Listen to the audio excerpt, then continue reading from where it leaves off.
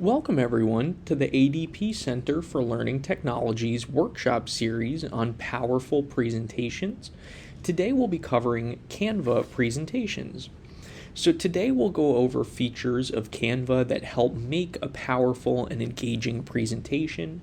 This will include some features of the platform, some examples, and some demonstrations as well. So the first step is to make or create a Canva account. So today we'll be using the paid version. This is available to K through 12 educators for free through verifying with your school district. Otherwise, there is a free version to anyone else who is not a K through 12 educator. So moving forward, we'll look at selecting a format and initiate our template and customization. So the first things that you'd like to do is locate the presentation format to begin putting in your content and manipulating or customizing assets. So the format option is presentation 16:9. This file size can be exported as well to other platforms such as Google Slides or PowerPoint. So after selecting the presentation format, we'll look at the templates, layouts, and styles that compose your slide deck. So these impact the entirety of your slide deck and set the temperature and tone of what your viewers will see. Templates are indexed to specific subject matters and are further customized within each individual slide utilizing layouts, assets, and styles. So you can put different subject matters in that fit what you're looking for. It is notable that if there is a cap with an edu next to the template, that this requires the paid version. So whether it's sustainability, whether it's gamified learning, whether it is social psychology, there are a number of different templates that fit various subject matters. So for this example, we'll be using a free template that is on AI or artificial intelligence. So, after you've selected a template that fits with your subject matter, you can then start looking at the layout of the individual slides. So the layout then adjusts the layout and design of the text and pictures that are displayed on each of your slides. So if you feel that this may fit your message better or reach your audience more directly, you can change and adjust these slides. These options allow you to input a picture in the frame that has been provided here, which we will go in further detail when we get to elements and assets. So once you've chosen a template and you've decided the layout that you would like to use for your presentation, you can then make sure that the color palette or style is what fits what you're trying to convey or the temperature of your overall slide deck. So if you feel that this color palette may fit better, you can click it and apply to all pages. There are other palettes that are more indexed to the images that are on the slides themselves, just to keep that continuity of color. So beyond the templates, layouts, and styles, we'll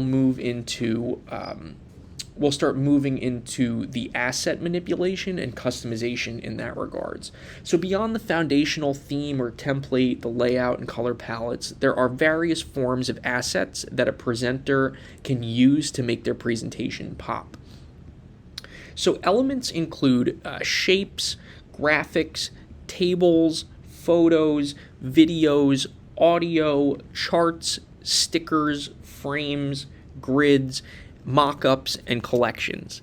So frames, grids, and mock-ups allow the editor to carry a picture into either a live-looking frame similar to this or into a simple frame such as this one.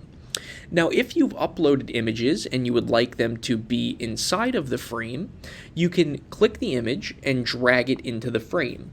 If you would like to adjust the placement of the image inside of the frame, you can double-click it and then maneuver the picture within the frame. You can also rotate it, and there are some further premium options that you can do as well, or if you would like to add any effects or utilize any premium apps, you can do that as well. So beyond the frames, grids, and mockups, there are stickers and charts that you can utilize, which allow you to input percentages, such as an interactive graph in the form of a chart, and you can further customize it by having the percentages show up or rounded endpoints. It really is indexed to the specific chart that you would like to utilize. So beyond the elements that you can edit, there is then text, which would compose the content that you would like to input into your slides. So this can vary from either a heading style, a subheading, or a body text style. Beyond that, there are font combinations, which are colorful and custom combinations that one can use to further convey their message or their brand if they so choose. So this would be an example of a font combination, which are two different fonts or two different effects utilized on the same font for you to input information or a brand or content. And they are grouped, and you can group further content if you would like as well.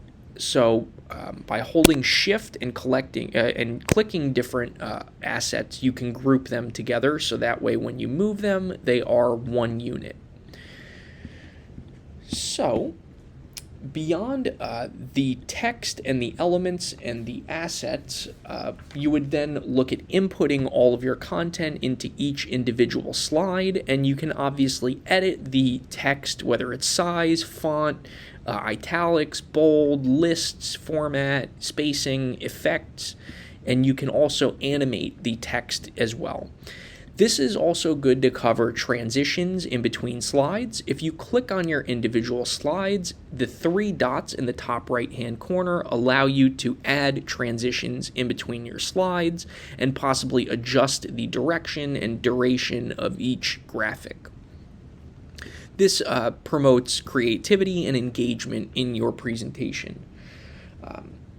So after you've looked at inputting the meat of your content, the information that you would like to convey, you've looked at editing the templates, the layouts, the styles, you've input all of your assets, and it looks aesthetically the way that your presentation looks the way you would like it to for your viewers, and you feel it's engaging, you can now look at presenting your presentation. So depending if you're live presenting in person, whether you'd like to record or whether you'd like to create a file with a view link, we will cover these options. So from the user display in the top right-hand corner, there is a share button.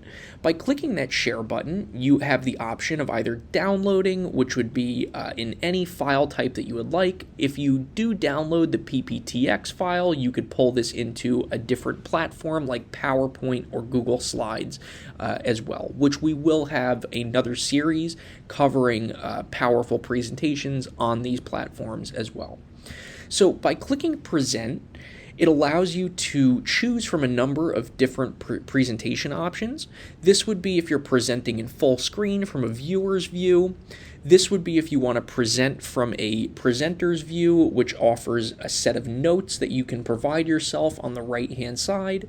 Or you can present and record, which would offer a MP4 file at the end, which you can either offer a live access link or share to your viewers. So by clicking present, by clicking the record option, by clicking present and record, and next, it'll take you then to the recording studio, which you can choose your audio and camera. For this, we will not be recording any camera or audio, but this is the display that you would see from the perspective of a presenter or an editor, and where this speaker is, you would see a headshot of yourself or from whatever camera you have connected and would like to display from.